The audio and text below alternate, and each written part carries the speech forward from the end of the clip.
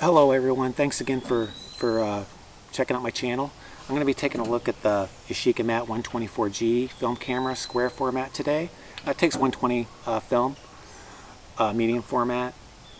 Sorry about the dirty table, I'm outside again. I love it out here in the woods, so I decided I'd just do my review out here. I love the background, and this any wooded area I'm happy with. I also got some sample images I'll share with you after the review. It's kind of a minor review and some input if you're thinking about buying a camera, especially if you're thinking about buying a camera on eBay without testing it first. I think there's some things you should know that are important.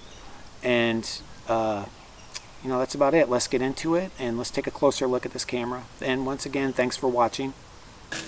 Camera real quick. I'll just start with the lens. You got a 80mm Yashica lens on here. This thing is f3.5 to f32. I find it to be pretty sharp, especially your normal like f5.6 to f11. It seems very nice, and even below 5.6 it goes a little bit soft, but it's got a really good quality to it. Getting some really nice tones out of this lens too. I'm actually really liking the images I'm getting, and I'll share those images with you later. It takes a bay adapter, bay 1. I know it's weird, but you could find a step-up ring for bay 1. I think this one is a 40. It's a 49. So it just kind of doesn't really even screw on. It just kind of clicks in. Bam, there it is. You're clicked in and ready to go. I think the ring was only, I think it was like $9.99. That was it. Over here is your how you set your f-stop with this little winder. It's very simple. It won't take you long to figure this one out at all. And over here's your shutter speed. It goes from 1 to 2/50th of a second. And your bulb mode, which is nice. This camera does have a light meter in it. Most of them don't work. This camera, the guy told me the light meter works, but I haven't tested it. The battery goes in over here. It takes a 1.3 volt mercury battery, which I'm pretty sure they do not even make anymore. So you'd have to put a 1.5 in here. And what I've read from people that have tried that, it throws off it can throw off your exposure. So I would just use your spot meter from your camera, or if you have a better spot meter, use that. And over here's your focusing knob, and it has your little, your standard numbers on there if you want to zone focus, which I don't do. I really suck at doing that, so I don't even mess with it. Over here's the winder, the camera. This is how you wind your film. Now you want to be really super careful with this thing. Just kind of treat it like a baby. Don't go cranking it too hard or anything, because you might break it. It's pretty delicate on here. Shutter release is down here. Really quiet shutter. Make sure you keep this lock on when you have the camera in your camera bag, or you might accidentally shoot off a photo, and you do not want to waste film. Especially, film's becoming, anything with film cameras is becoming more expensive. So, every photo is precious. I guess you could say that. And this is your waist level finder right here. And this is really fun to use. If you've never used a waist level finder, I suggest it. This would be a great camera to start with, because right now, even though the price has increased, you can probably still find one of these for $275 if you get lucky. But they are increasing in price every time I look. Some of them are even going up to like $400 and even $500 now. Here's the magnifying ring in here. You want to make sure that if you buy one of these on eBay, that this thing is on there, because it really works, and it really will help you get sharp focus. Because one of the issues that we can go over with this camera right now is the focusing plate in here is very dim. I know you could buy a replacement for them. There's a couple people out there that do specialty plates too for this camera. But then you're spending more money. You're going to be dumping, another. I think the one I saw was over $100 plus shipping. So just a thought, if you want a camera that's going to fast focus, a film camera, this is not your camera. This is going to be something that you want to, just take your time with, and and it's a slow camera. Let me just put it to you that way. I actually purchased the telephoto lens here, and this is a 110 right here, and it kind of it's the Bay one too, and this kind of goes on here. There you go, and there's another piece to it that pops here, and this cost me, I think this was around $100 when I purchased it. This clips on there. There you go. And one of the problems I had with this thing is, if I can get this on, there we go, it's on. In my opinion, I would recommend not buying a telephoto lens. I've watched another reviewer on this camera say that he had good luck using it, but I've had an awful time with it, getting sharp photos when I use it.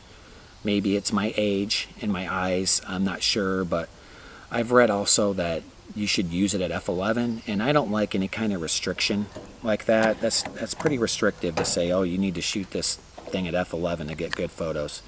So I would recommend not getting this and wasting your money on it. But you know, if you want to give it a try, go for it.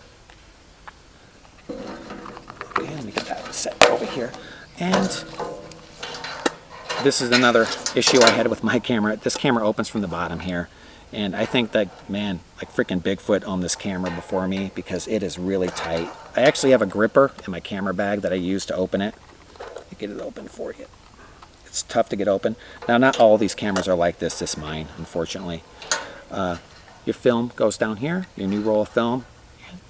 Your other spool, your take-up goes up here. You wind it. And here's another thing that's very important. In here, there's a little, you can't see it on camera, but there is a little green triangle in here. You want to really try to line up. And it's hard to see, even when you're, it's becoming a pattern. You notice when you get older, like I'm in my 50s now, and everything's harder to see. But there is this thing is kind of difficult to see, and you want to get that arrow on your film when you start winding it up. You want to match that up as close as you can, or you might lose a couple shots. They might overlap. That's how sensitive this camera is when you're loading film into it. And now I'm going to get to the major problem that this camera has, that you'd want to be very careful about if you purchase one of these, and that is a jamming issue. Now, I've read quite a few blogs about this camera, and they never mention it, and I think it should be mentioned. The first camera that I purchased did have a jamming issue, and I am so glad that I purchased it at a local camera store because they were great. They were great to me and replaced my camera with even a better one. But there is, I would hate for somebody to buy this on eBay that's new to film camera, and all of a sudden they're having jamming issues. So just make sure if you purchase one that it's from a really good, a good seller on eBay, somebody that's reliable, that's had a lot of reviews, that's been around a lot. Make sure that person gives you 30 days on the camera so you could run some film through it and make sure it doesn't jam, because it can make your life a nightmare if this thing keeps jamming, because you could be wasting film, and nobody wants to do that. And you get something new, you want it to work, and or you can purchase it from a friend if you know a buddy that's selling it. And they'll do you right. They won't sell you. Most friends won't sell you something that doesn't work, I hope. But yeah, just keep an eye out for that. That there is some jamming problems with this camera. So I won't repeat it again. Just keep your eye out. And that's about it. I'm gonna show you some sample images from this camera. I hope you enjoy them. Like I said, really good tones, and the sharpness is pretty nice. So I would recommend buying this camera if you could find one. Just be careful of I know sometimes I ramble, and I apologize, but be careful of the price too, because these are really going up in price. I've seen some even listed now for $550, $575, and I probably wouldn't spend over $400 on one of these mint.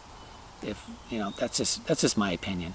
So once again, thanks for watching. I'll actually give you a shot. I'm going to give you a couple shots of the viewfinder of the focus plate too, so you can kind of get an idea of what that looks like. And some sample images. Thanks again for watching. I appreciate it. Okay, everyone. This is the focusing plate on the waist level finder. I know it's hard to see, and I apologize for that, but it's difficult to see even with your eye. Right now, it's not, because it's got some nice sunlight going onto that dock over there. But yeah, it is what it is. It's still very manageable. You know, if you're out, just you're going to struggle a little bit if your scene's real dark. You know, if you're going to try to night shoot with it, you're going to struggle. All right, that's about it. Now we'll get to the sample image now. Thanks again for watching.